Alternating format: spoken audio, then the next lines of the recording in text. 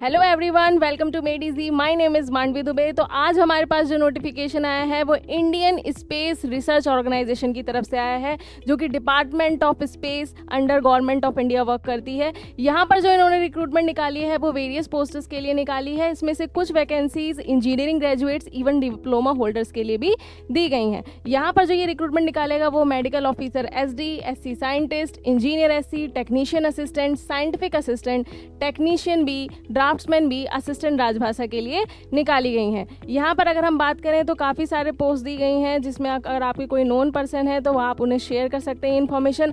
आपके relevant information की अगर हम बात करें तो यहाँ पे स्ट्रक्चरल डिज़ाइन की वैकेंसीज दी गई है। इसमें आपके पास यहाँ जो वैकेंसीज पोस्ट दी गई हैं वो 1 है। अगर आपके पास ME MTech इन स्ट्रक्चरल इंजीनियरिंग या सिविल इंजीनियरिंग में है और अगर इसके इक्विवेलेंट डिग्री भी है प्लस आपके साथ प्री क्वालिफिकेशन होनी चाहिए BE BTech, तो आप इस फॉर्म को फिल कर सकते हैं। इसमें आपका जो प्रोसेस रहने वाला है वो रिटन टेस्ट या कंप्यूटर बेस्ड टेस्ट और इंटरव्यू रहेगा। ठीक है। इसके अलावा अगर हम बात करें तो इसमें जो अनदर वैकेंसीज है वो इंस्ट्रूमेंटेशन इंजीनियरिंग के लिए है, जिसमें आपकी 2 पोस्ट दी गई हैं।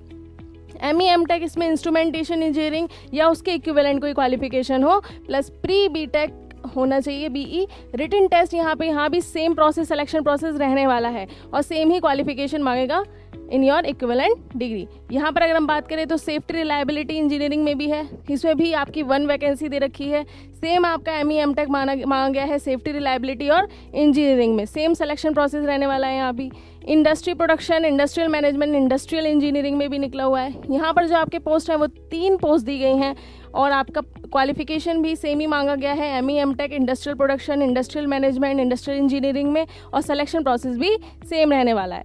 आगे अगर हम बात करें तो यहाँ पे सेफ्टी, इंडस्ट्रियल सेफ्टी में इसमें आपकी वैकेंसीज 2 दे रखी हैं। आगे अगर हम बात करें तो थर्मल इंजीनियरिंग दे रखा है, इसमें आपकी वैकेंसीज 1 दे रखी हैं। आगे अगर हम यहाँ पे बात करें और तो यहाँ पे काफ़ी रेलिवेंट फील्ड्स दे रखी हैं। अगर हम टेक्नीशियन असिस्टेंट की बात करें तो यहाँ पे आपके मैकेनिकल की जो पोस्ट दी गई हैं वो 13 पोस्ट यहाँ पे दी गई हैं। इसमें आपके पास फर्स्ट क्लास डिप्लोमा होना चाहिए इन मैकेनिकल इंजीनियरिंग और सिलेक्शन प्रोसेस यहाँ आपका written test plus skill test रहने वाला है। ओके तो टेक्नीशियन B के लिए भी यहाँ पे रेलिवेंट फील्ड्स में दी गई हैं। यहाँ पर अगर हम इलेक्ट्रॉनिक्स की बात करें तो 11 वैकेंसीज यहाँ पर आपको दी गई हैं। यहाँ पे आपका डिप्लोमा होना चाहिए इलेक्ट्रॉनिक्स इंजीनियरिंग में, सिलेक्शन प्रोसेस सेम रहने वाला है। अगर हम यहाँ पे इलेक्ट्रिकल की बात करें तो यहाँ पे 2 वैकेंसीज यहाँ पर आपको मेंशन की गई हैं। सेम डिप्लोमा आपका किस में होना चाहिए, इलेक्ट्रिकल में होना चाहिए, तो आप इस फॉर्म को फिल कर सकते हैं। तो आपके रिलायबिलिटी के अकॉर्डिंग यहाँ पे आपको वैकेंसीज दे रखी हैं। अगर आपने किसी भी डिसिप्लिन में यहाँ पे अपना ग्रेजुएशन या डिप्लोमा कर रखा है तो आप इस फॉर्म को फिल कर सकते हैं।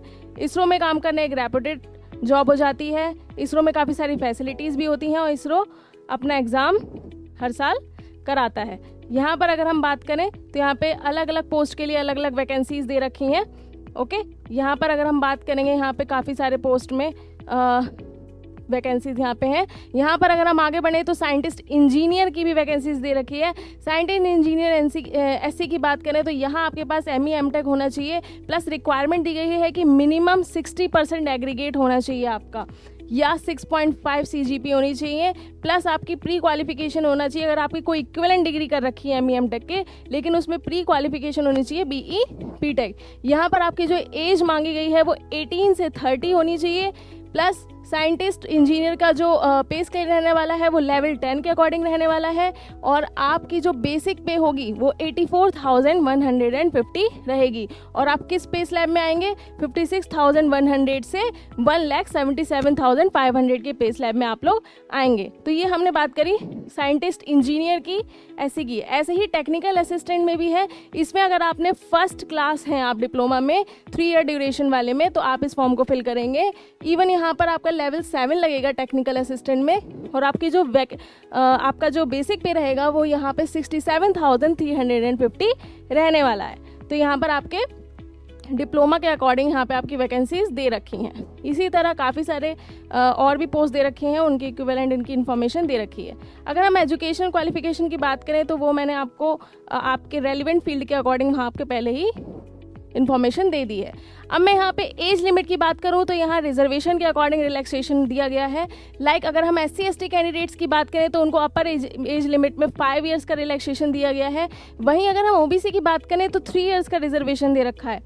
तो यहाँ पे आपके अदर मैं और सुविधाओं की बात करूँ तो पे एंड अलाउंसेस भी मैंने आपको उसके साथ बता दिए हैं कि इसरो में क्या क्या किस किस फील्ड के अकॉर्डिंग आपके पे एंड अलाउंसेस रहने वाले हैं।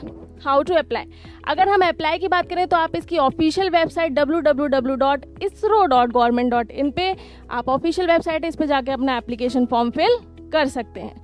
अगर हम एप्लीकेशन रजिस्ट्रेशन की बात करें तो इसरो की ऑफिशियल वेबसाइट पे जाके आप देख सकते हैं, और ये ऑफिशियल वेबसाइट पे आपने देखा होगा कि ये स्टार्ट हो चुका है 19/9/2024 से, जिसकी इसकी लास्ट डेट दी गई है 9/10/2024, यानी 9 अक्टूबर से पहले आपको इस फॉर्म को फिल कर देना है, तो आप इस एग्ज़ाम के लिए एलिजिबल हो जाएंगे। अगर मैं इसके फ़ीस की बात करूं तो यहाँ पे जो नॉन रिफंडेबल एप्लीकेशन फ़ीस है वो 250 है, या हाउएवर इनिशियली में यूनिफॉर्मली पे 750 रुपीज़ करने होंगे, और अगर आप अपीयर होते हैं रिटन टेस्ट या इंटरव्यू में तो आपको ये 750 रिफंडेबल फ़ीस रिफ़ंड हो जाएगी। ओके, आगे हम ऐसी बात करेंगे।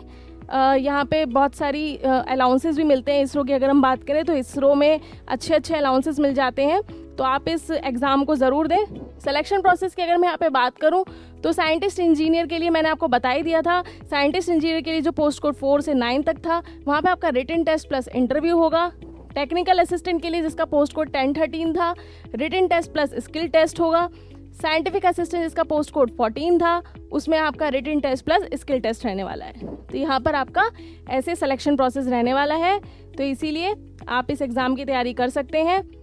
काफ़ी बेनिफिशियल रहेगा अगर आप इस एग्ज़ाम्स की तैयारी करेंगे। बाकी इसकी लास्ट डेट से पहले आप इस फॉर्म को फिल कर सकते हैं।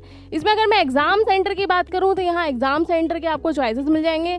आप अपनी कंफर्टेबिलिटी के हिसाब से यहाँ पर एग्जामिनेशन सेंटर भर सकते हैं, उसके अकॉर्डिंग आपका एग्ज़ाम पड़ेगा, वहाँ पर जाके अपना रिटन टेस्ट या कंप्यूटर बेस्ड टेस्ट दे सकते हैं। ओके, तो यहाँ पर आपको प्रॉब्लम नहीं है कि आपको यहाँ पे चूज़ की, यहाँ पे सिलेक्शन प्रोसेस दिया, यहाँ पे चूज़ के लिए आपको बेनिफिट दिया गया है कि आप अपने रिलायबिलिटी के अकॉर्डिंग, कंफर्टेबिलिटी के अकॉर्डिंग यहाँ पे अपना सेंटर चूज़ कर सकते हैं। तो हम लास्ट में यही बात करेंगे। तो इसका रजिस्ट्रेशन फॉर्म है वो फिलिंग स्टार्ट हो गई है। इसके लास्ट डेट से पहले यानी 9/10/2024 से पहले आपको इस फॉर्म को फिल कर देना है। इसकी ऑफिशियल वेबसाइट पे जाके आप वेबसाइट पे भी, इस वाली वेबसाइट पे भी जा सकते हैं लेटेस्ट अपडेट के लिए www.hsfc.government.in पे।